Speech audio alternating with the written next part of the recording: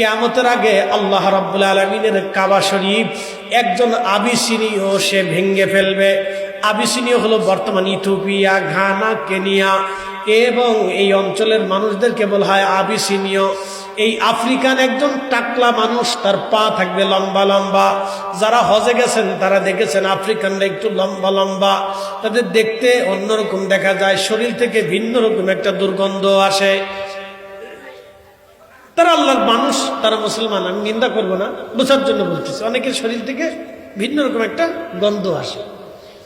খুব মনোযোগ দিয়ে শুনে যাবেন, এই আফ্রিকান একজন কালো মানুষ কিয়ামতের আগে সে কাবা শরীফ ভাঙবে।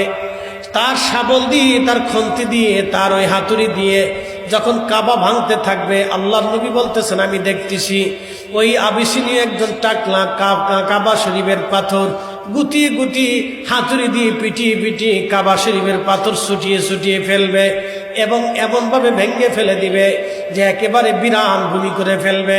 আল্লাহর নবী বললেন সেই সময় তাকে বাধা দেওয়ার মতো কোনো মুসলমান দুনিয়াতে জিন্দা থাকবে না। ওই সময় আল্লাহ ইসরাফিল আলাইহিস সালামকে বলল, ইসরাফিল এবার তুমি তোমার বাঁশি বাজাও। হযরত ইসরাফিল যখন সিংহায় ফুৎকারে দিবেন তখন আল্লাহ বলবেন ইযাস সামাউ ফাতারাত, আসমান ভেঙে ভেঙে ফেলবে। ওয়া ইদাল কামাকিবু তাসারাত, নক্ষত্রগুলি ভেঙে ভেঙে পড়ে যাবে। ওয়া ইদাল বিহারু ফুজ্জিরাত, তখন সাগর উদ্দোলিত হয়ে যাবে, সাগরের সমস্ত পানিগুলি জমিনে আছাড় মারবে।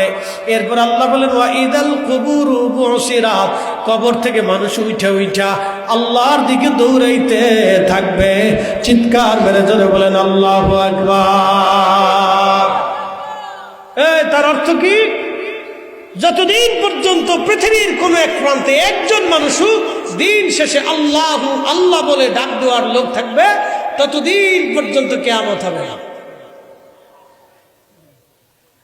তাহলে এবার বলেন তো মুসলমানের দাম কত?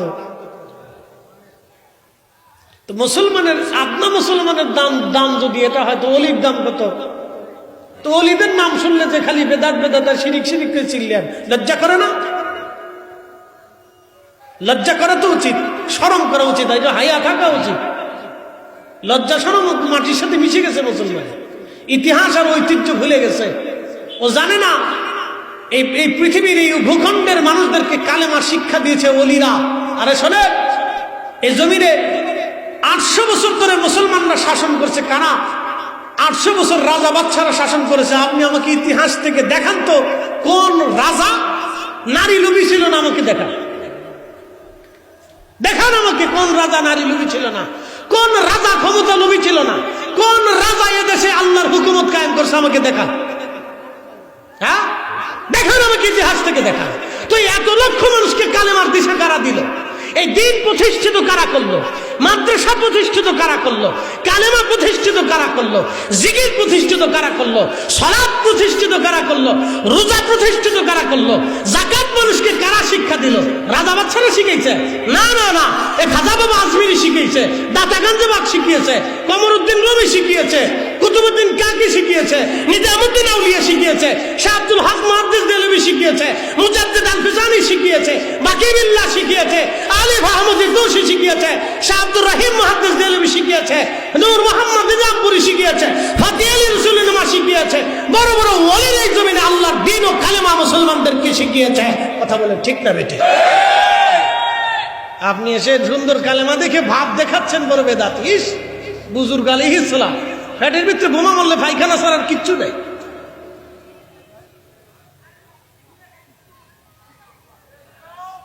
কষ্ট হচ্ছে নি আপনাদের? উচিত কথা নয়, সব বেজার হয়ে যায়। ও ছাতা বেজার হলে কিছু আসে যায়, তাই না? ভালো করে শুনে যাবেন, ওলিরা এই জমিনে যেইভাবে দ্বীনের খেদমত করেছে, আমরা তাম পৃথিবীর মুসলমানরা তা পারি না। কি কথা বল না কেন? পারছি? পারি না। তাম দুনিয়ার মুসলমান আমরা পারি নাই। আহা, তারা যেইভাবে এই জমিনের খেদমত করে গেছে, এই কালেমার খেদমত করে গেছে। প্রিয় উপস্থিতি হাজিরিন, ভালো করে শুনে যাবেন, পৃথিবীর যেই প্রান্তে আল্লাহ ওলি পাঠিয়েছেন সে প্রান্তে কালেমা চলে গেল, যে প্রান্তে ওলি গেল সে প্রান্তে কালেমা গেল।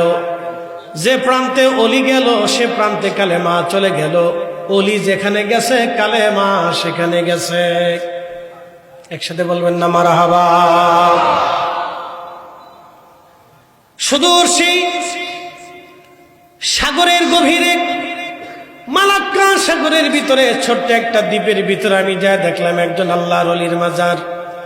ভুটানের রাজধানী থিম্পুতে যায় দেখলাম 400 বছর আগে একজন আল্লাহর ওলি কালেমার দাওয়াত নিয়ে গিয়েছিলেন। 400 বছর আগে দুর্গম পাহাড়ি রাস্তা আল্লাহর ওলিরা কালেমার দাওয়াত নিয়ে গেলেন। আহা, সে মালাক্কা সাগরের ভিতরে হুজুর মহিউদ্দিন আব্দুল কাদের জিলানীর সন্তান হযরত সুলতানুল আরিফিন শাইখ ইসমাইল বগদাদি আল হাসানি আল হুসাইনি ছোট্ট একটা দ্বীপের ভিতরে এখনো ঘুমিয়ে আছেন। তার মাজার জিয়ারত করে এসেছি। সেইখানে তিনি কালেমা নিয়েছেন। শুধু সেইখান না, ইন্দোনেশিয়া, ব্রুনাই থেকে শুরু করে ফিলিপাইন্স, মালয়েশিয়ার বিরাট একটা দ্বীপপুঞ্জ এলাকা, ইন্দো প্যাসিফিক অঞ্চলগুলিতে তিনি কালেমার দাওয়াত ছড়িয়ে দিয়েছেন। সুদূরে আমেরিকা থেকে ইউরোপ, আফ্রিকার গহীন জঙ্গল পর্যন্ত ওলিরা কালেমার দাওয়াত পৌঁছিয়ে দিয়েছেন। আফ্রিকার গহীন জঙ্গল পর্যন্ত ওলিরা কালেমার দাওয়াত পৌঁছিয়ে দিয়েছেন। চেচনিয়া, বসনিয়া, হার্জেগোভিনা, রাশিয়া, পৃথিবীর বরফ আচ্ছাদিত অঞ্চল, যেটাকে আগে বলকান অঞ্চল বলা হতো, বলকান, ইতিহাসে এই অঞ্চলকে বলকান বলা হতো। চেচনিয়া, বসনিয়া, হার্জেগোভিনা এবং আপনার আজারবাইজান, আর্মেনিয়া, এই অঞ্চলগুলিকে, এবং Uzbekistan, সমরকন্দ, Bukhara, Afghanistan, Turkmenistan, Turkestan, Greece পর্যন্ত, একেবারে ইউরোপের গহীনে পর্যন্ত কালেমার দাওয়াত আল্লাহর ওলিরা ছড়িয়ে ছড়িয়ে দিয়েছেন। একবার আওয়াজ তুলে বলা যাবে কি মারহাবা। পৃথিবীর যেখানে ওলি গেছে আল্লাহ সেখানে ইসলাম পাঠিয়েছেন। একসাথে বলবেন আল্লাহু আকবার। হ্যাঁ, এই এতটুকুনি আপনাদেরকে শুধু মনে রাখবেন। ওনাদের অবদানকে অস্বীকার করার কোনো সুযোগ আমাদের, কিন্তু দুঃখের বিষয় তাদের জিয়ারতে আমরা মুসলমানদেরকে বাধা প্রদান করি। এটা অনেক বড় লজ্জার এবং অপমানের এবং অকৃতজ্ঞতা। আচ্ছা বলেন তো, আপনার দাদার কবর জিয়ারত করতে যদি কেউ নিষেধ করে আপনি কি বাদ দিবেন? হ্যাঁ, কোন নাতি যদি দাদার কবর জিয়ারত করতে না যায় তাহলে ওই নাতিটা হলো কি অকৃতজ্ঞ। কারণ দাদাকে দিয়ে সে বাবা পাইছে, বাবাকে দিয়ে সে পাইছে। কথা ঠিক আছে না? দাদা দিয়া কি পাইছে? বাবা পাইছে, বাবাকে দিয়া সে নিজে আসছে। তাহলে কেউ যদি দাদা অস্বীকার করে তাহলে ওর তো বাপ অস্বীকার করা, আর বাপ অস্বীকার করলে সে জারস। কি কথা ঠিক আছে কিনা? তো এই জন্য নসলকে, বংশকে প্রাধান্য দিবে, পূর্বপুরুষের ইতিহাস ঐতিহ্যকে, মর্যাদাটাকে অক্ষুণ্ণ রাখবে। আমরা বাঙালি জাতি একটা বেহাইয়া, এত বেহাইয়া হয়েছি তার হিসাব কিতাব নাই। আমরা আমাদের ঐতিহ্য, বংশ, মর্যাদা সব ভুলে দিতেছি, দিন দিন ভুলে দিতেছি। এগুলি ভুললে আগামী দিনে বাচ্চা কাচ্চারা পাপিষ্ট হবে, পথভ্রষ্ট হবে। আরবিয়ানরা দেখবেন তারা তাদের বংশটাকে ঠিক রাখে, বলে আমার দাদা বংশের অমুক লোক ছিল, আমাদের এই কাজ চলে না, আমরা এই কাজ করবো না, এটা অন্যায়। আজকে এক ফিলিস্তিনি বাচ্চার মুখে কথা শোনার পরে আমার কলিজার ভিতরে দাউ দাউ করে উঠলো। ফিলিস্তিনি বাচ্চাটা বলতেছে, তোমরা শোনো, ইসরায়েলের কাছে ক্ষমতা আছে, ইসরায়েলের কাছে ক্ষমতা আসে তাদের অস্ত্র দিয়ে, আর আমরা ফিলিস্তিনিদের কাছে ক্ষমতা আসে আল্লাহর পক্ষ থেকে। আমরা মরে যাব কিন্তু জমিন ছাড়বো না। একসাথে বলবেন আল্লাহু আকবার। না না, আরো জোরে বলুন। সে বলতেছে আমাদের ইতিহাস এবং ঐতিহ্য এই জমিনের সাথে লেগে আছে, আমাদের পূর্বপুরুষরা এই জমিনের ভিতর ঘুমিয়ে আছে, আমাদের এই জমিনের সাথে আমাদের রক্ত এবং শরীর লেগে আছে।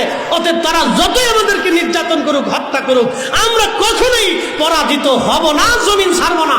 একসাথে বলবেন আল্লাহু আকবার। আমাদের বাংলাদেশের 6, 7, 8 বছরের বাচ্চারা বুঝান তো, বুঝে নাকি? ও ছাতা তো বাংলাদেশ কি দেশ কি, ও ছাতা নিজেই বুঝে না। এগুলি তো শিখাই না তো আমাদের দেশে, শিক্ষার বড় অভাব। এই জন্য ফ্যামিলি ওয়ারি শিক্ষাটা হলো সবচেয়ে বড় শিক্ষা। আপনি প্রতিষ্ঠানে শিখে বাচ্চা মানুষ করতে পারবেন না। ফ্যামিলিগত শিক্ষা, ফ্যামিলির শিক্ষা হচ্ছে সবচেয়ে বড় শিক্ষা। মনে রাখবেন এটা। এই জন্য বাচ্চাদেরকে ছোট কাল থেকে শিখবেন। বাচ্চারা মার থেকে শিখে, বাচ্চারা বাবার থেকে শিখে। যদি মা বাবার থেকে না শিখতো তাহলে আমাদের দেশের বড় বড় অফিসার, হায়ার এডুকেটেড পারসন বিদেশ থেকে পড়ে আসে, হার্ভার্ড অক্সফোর্ড ইউনিভার্সিটি থেকে পড়ে এসে তারপরে চুরি করে। কি কথা কন না? ঠিক আসতে কন কেন? ডরে ডরে বলতেছেন। ওয়াজ তো আমি করতেছি, আপনি তো আর করতেছেন না। ঘুষ খায়, দুর্নীতি করে। কি কথা কন না কেন? তার অর্থ কি? পারিবারিক শিক্ষা নাই তো, পারিবারিক শিক্ষা নাই তো। হার্ভার্ড ইউনিভার্সিটি থেকে পড়ে আসলে কি হবে বলেন? কি হবে? অক্সফোর্ড ইউনিভার্সিটি থেকে একটা ছেলে ডক্টর ডিগ্রি করে এসে আমার দেশে কি হবে যদি গরিব মানুষের উপকার না হয়? এই কথা বুঝাইতে পারি না মনে হয়। মদিনা ইউনিভার্সিটি থেকে একটা ছেলে এসে পড়াশোনা করিয়া আমার দেশে এসে কি হবে যদি দরিদ্র মানুষের উপকার না হয়? বলেন কি হবে? কিচ্ছু হবে না। তা লাভ কি? কোনো লাভ নাই। প্রিয় উপস্থিতি, এই জন্য পারিবারিক শিক্ষা হচ্ছে বড় শিক্ষা। ও মার থেকে শিখে, বাবার থেকে শিখে, চাচা থেকে শিখে, দাদা থেকে শিখে, দাদি থেকে শিখে, নানা থেকে শিখে, নানি থেকে শিখে, মামার থেকে শিখে, চাচতো ভাই বোনদের থেকে শিখে, খালাতো ভাই বোনদের থেকে শিখে, বাচ্চারা ফ্যামিলি থেকে শিখে। কারণ ফ্যামিলির ভিতরে সে বেশি বেশি সময়টা কাটা। এই জন্য মা যদি ঠিক থাকে, বাবা যদি ঠিক থাকে, যেই বাবা মা নীতিবান হয় তার বাচ্চা কাচ্চাও নীতিবান হয়। কথা বুঝাইতে পারি না মনে হয়? যেই বাবা মা নীতিবান হয় তার বাচ্চা কাচ্চাও নীতিবান হয়। কোনো বাচ্চা অপরাধ করতে গেলে মা শিখায়, বেটা এটা অন্যায়, এটা করবা না, মা শিখাই দেয়। হুজুর গাউসে পাক রহমাতুল্লাহ আলাইহি তিনি ইরান থেকে ইরাকের উদ্দেশ্যে বাগদাদে লেখাপড়া করতে যাচ্ছেন। তখনকার দিনে বাগদাদ ছিল ইসলামিক শিক্ষার মূল কেন্দ্রবিন্দু। বাগদাদে রওনা দিছে। প্রতিমধ্যে ডাকাত দলেরা ধরছে, তো সবার কাছ থেকে মাল লুট করছে। তো ওনার কাছে এসে জিজ্ঞেস করে নাম কি? বলতেছে আমার নাম মহিউদ্দিন আব্দুল কাদের। তোমার কাছে কিছু আসেনি বেটা? বলে হ্যাঁ আছে। কি আছে?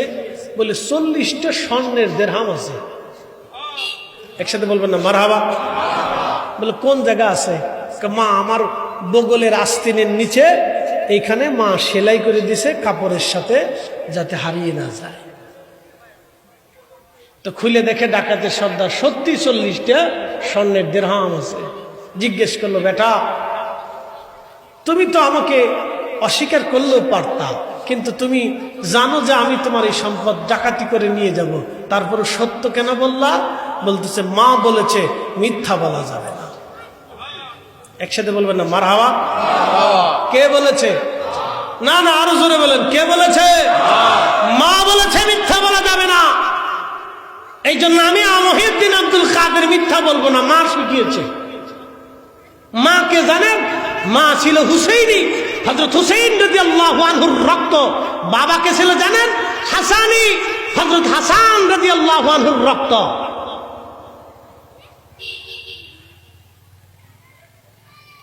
আজারে বাজারে দিয়ে দেশে কালেমা আসে নাই। কালেমা যাদেরকে দিয়ে এসেছে তারা জমিনের নিচে ঘুমিয়েছে, তারা দ্বীনের সূর্য সন্তান, তারা মহান আউলিয়া کرام। কথা বলেন ঠিক না বেটে? আজারে বাজারে দিয়ে কালেমা আসে নাই দেশে। আজারে বাজারে দিয়ে কালেমা দেশে প্রতিষ্ঠিত হয়ে যায়। এত ভুলভাল বুঝাই না।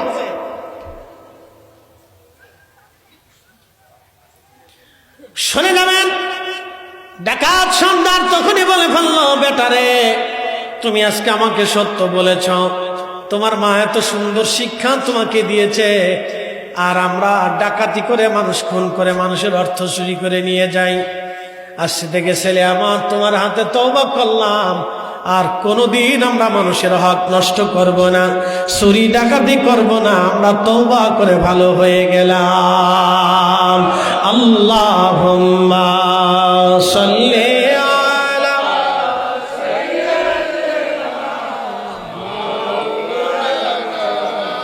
মুহাম্মাদ ওয়া আলা আলি সাইয়্যিদিনা।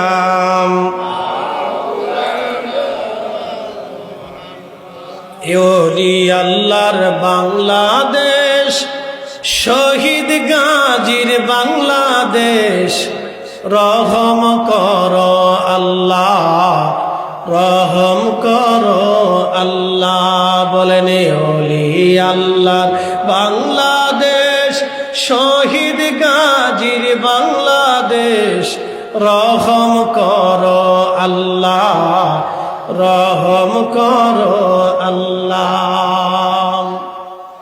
এই জন্য রব্বুল আলামিন কুরআনুল কারীমের ভিতরে আল্লাহ বলেন ওয়াল তাকুম মিনকুম উম্মাতুন ইয়াদউনা ইলাল খায়রি ওয়া ইয়া'মুরুনা বিল মা'রুফি ওয়া ইয়ানহাউনা আনিল মুনকার।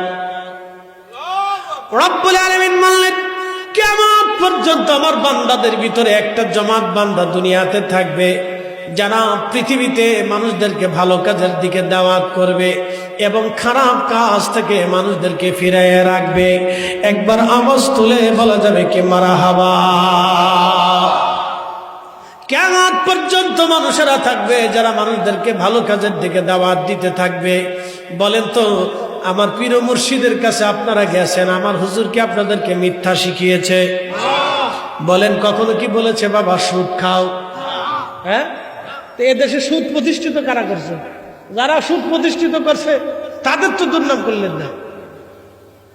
বলেন আমার পীরের জীবনীতে দেখান যে তিনি একটা সুদের কারখানা বানাইছে, কোন মুরিদ রেতে করাইছে দেখান। এ ভাইজান আমার, সুদের সর্বনিম্ন গুনাহ কি জানেননি? যে ব্যক্তি সুদ খায়, আল্লাহু আকবার, মায়ের সাথে জিনা করলে যেই পরিমাণে গুনাহ হয়, সুদ খাওয়ার কারণে সেই পরিমাণে গুনাহ হয়। তাহলে এবার বুঝেন যারা সুদের কারবারি প্রতিষ্ঠিত করে তাদের কি পরিমাণে গুনাহ হয়। সুদের কারবারি যারা বানায়, সুদ যারা সহযোগিতা করে, আল্লাহর নবী বলেন আমার উম্মত তোমরা যারা সুদ লেখবা, সুদ সহযোগিতা করবা, সুদ খাবা, সুদ খাওয়ার জন্য উদ্বুদ্ধ করবা, সুদের দিকে মানুষদেরকে যারা ঝুঁকাই দিবা তারা সমানভাবে অপরাধী হবা। বুঝে বুঝে তারপর বেঁচে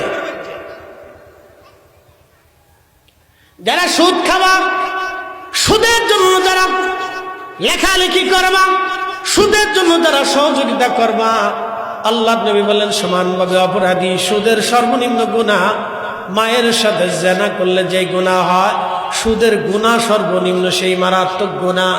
একটা কথা মনে রেখে যাবেন হাজিরিন লালমনিরহাটবাসী, কথা একেবারে পরিষ্কার, একেবারে পরিষ্কার, একেবারে পরিষ্কার।